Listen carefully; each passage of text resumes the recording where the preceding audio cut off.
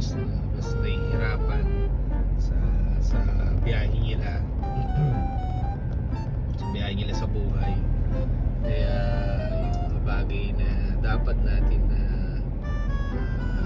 sabihin natin sa araw-araw na hirap, wala pa yan, hirap na yan. Kumbaga sa hirap ng ibang tao na napakalaki ng dinadanas na hirap nila sa araw-araw na buhay nila.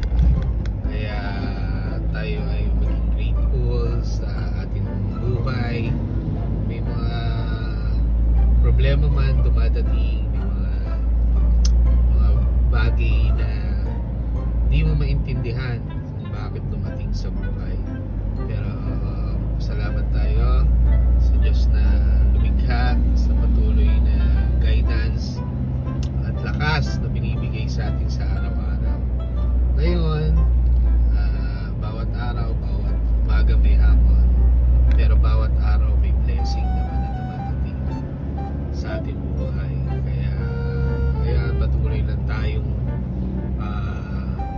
tayong kumilos, patuloy tayong yung mga pangarap natin ay ating abutin, patuloy natin pagsumikapan, ito ay makamtan, anuman challenge na dumadating sa ating buhay, kaya natin yan, basta positive lang, always pray na with guidance na tayo ay patuloy na sa atin mga lakbay. Para rin bundok yan, talagang kahit dahan-dahan paunti-unti ang akyat, pero meron pa rin hangganan sa tuktok niyan, meron pa rin magandang patutunguhan. Kaya liko-liko man ang daan, liko-liko man ang pero yung destination isa lang ang patutunguhan, doon pa rin sa tagumpay na hinahangad natin. Kaya balang araw yung pagod at hirap mo, yung sakripisyo mo, magkakaroon din ng result yan. Basta patuloy lang tayong maging lumaban at patuloy tayong magkaroon ng motivation sa ating mga sarili at makukuha rin natin yung tuktok na tagumpay. At sa up and down na buhay, may kwanting yan, may up and down talaga, may mga bagay na hindi mo inaasahan, pero kailangan natin magpatuloy at kailangan natin na habang may buhay tayo, kailangan natin na maging positibo lamang, kasi walang mangyayari kung tayo ay mag-iisip na kung ano-anong bagay, nakaka-stress, nakakapagod. Isipin na lang natin yung mga bagay na meron patutunguhan. Ayan, kita nyo naman na buhay natin ay isa lang, kaya kailangan natin enjoy ang buhay na bawat sandali na binibigay sa atin. And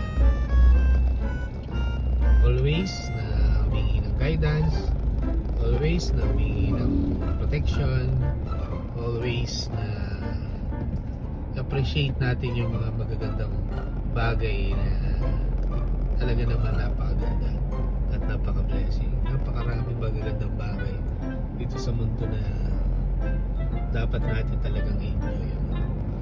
Kaya ng mga travel na ito, kahit na nakakapagod, kahit ilang beses mo na napuntahan, pero pa rin na-enjoy mo pa rin kasi ang ganda ng lugar, ang ganda ng view, ang ganda ng kalikasan, ang ganda ng mga puno, lahat maganda, nakaka-relax siya, nakakaalis ng mga stress.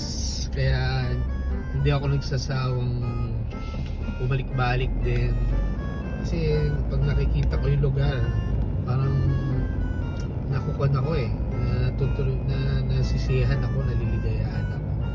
Kaya sabi ko, napakaganda pa rin. Napakaganda pa rin ng mga bagay talaga kahit na may mga dumadating na pagsubok, pero always masalamat tayo at hindi natin kaya nga, sabi nila, ibigay natin sa Lord. Yun lang mga ka-travelers, and see you sa susunod natin na mga travels. Pero yung iba dito mauulit, pero i-try ko na makapag-travel din ako sa mga ibang lugar ng Baler, Aurora. Ayan, dyan tayo sa Kunayan. Dito kasi ang hanap pa natin, ang ating hanap buhay. Dito tayo kailangan na magtrabaho, at sa iba pang lugar din naman. Meron din naman tayo mga ibang lugar na pwede natin mapagpupuntahan din. Yun lang, and magandang umaga sa ating mga kapatid.